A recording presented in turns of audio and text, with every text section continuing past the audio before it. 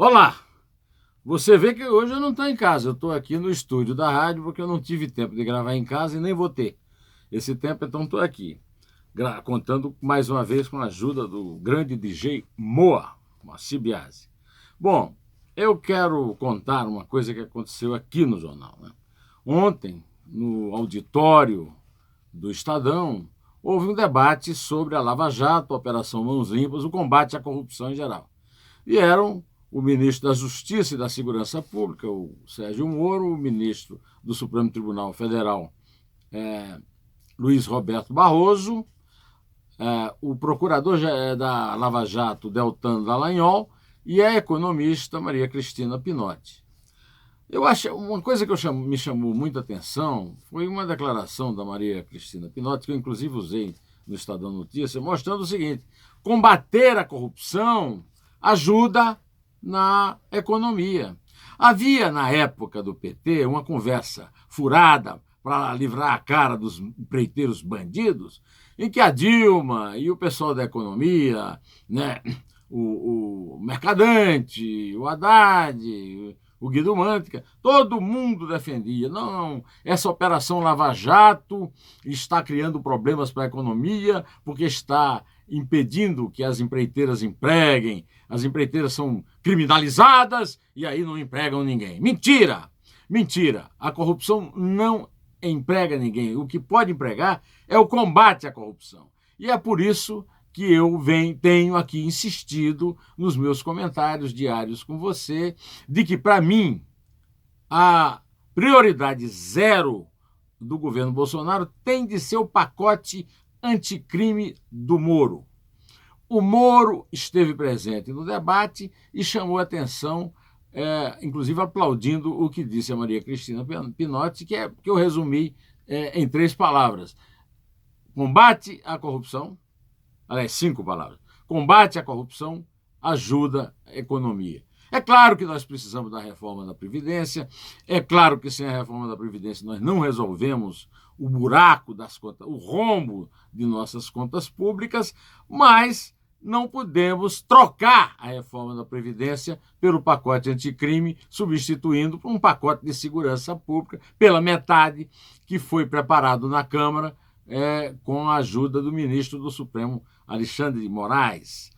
Isso é uma jogada do Rodrigo Maia, o Bolinha, o Nhonho, o Botafogo. A Botafogo está até fora do Campeonato Carioca, mas o Rodrigo Maia continua sustentando a bandeira do Botafogo e a bandeira da impunidade, porque ele está envolvido. Davi Alcolumbre é a mesma coisa. Está lá com processos no Supremo e está querendo botar água na nossa tentativa de combater a corrupção e o crime organizado.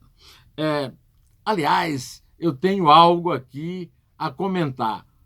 Vou dar alvíceras para você e vou dar também pêsames. Alvíceras é o seguinte: olha, o Felipe Santa Cruz, que é um tremendo de um petista e que é contra a possibilidade de se prender o condenado após segunda instância, já pediu ao Supremo para adiar o julgamento dessa jurisprudência de 2016. Foi repetido em 3 sessões do Supremo por 6-5. Por que ele pediu? Porque ele sacou que ali não tem conversa. O Marco Aurélio veio com a conversa de que eles dessa vez iam ganhar, mas acho que ele conta com muito otimismo os votos e não estão bem assim. Nada mudou, pelo que indica o fato de que o Felipe Santa Cruz, que tem o maior interesse em soltar o Lula, simplesmente pediu ao Dias Toffoli, outro petista, que adiasse o julgamento.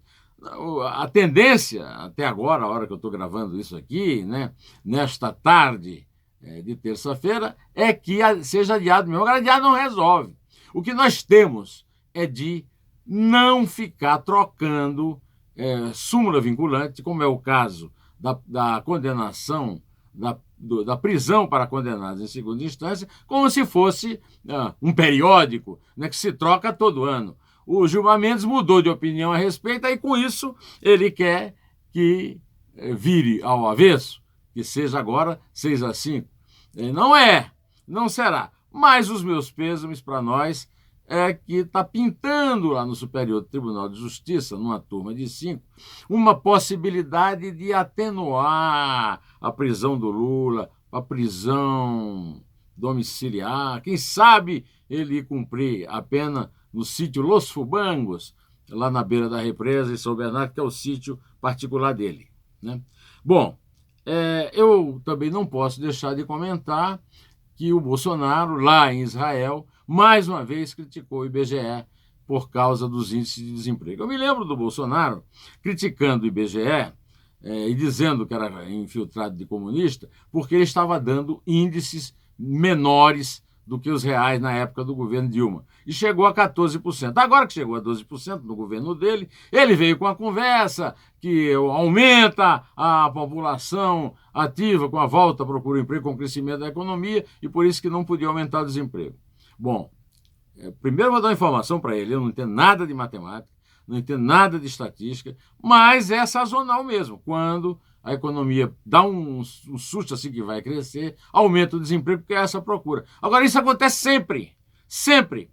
E essa campanha dele contra o IBGE é uma campanha que não tem o menor sentido. O IBGE é uma instituição séria, ele devia respeitar o IBGE e ele não tem nada para pôr no lugar.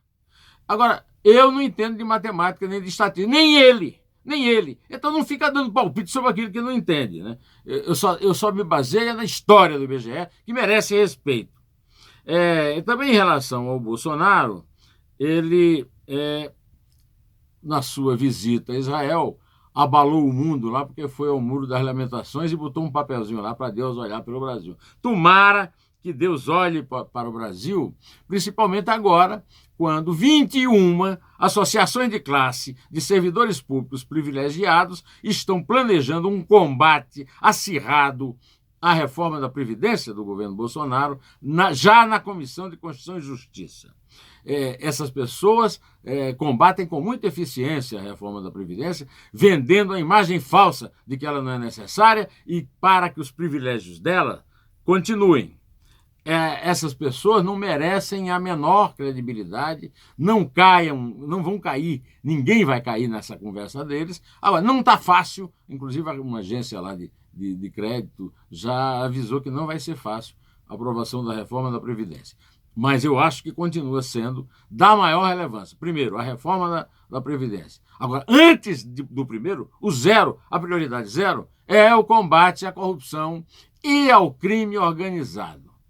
Pois bem, eu vou aqui me despedindo de você, direto ao assunto, em pé, e só a verdade nos salvará.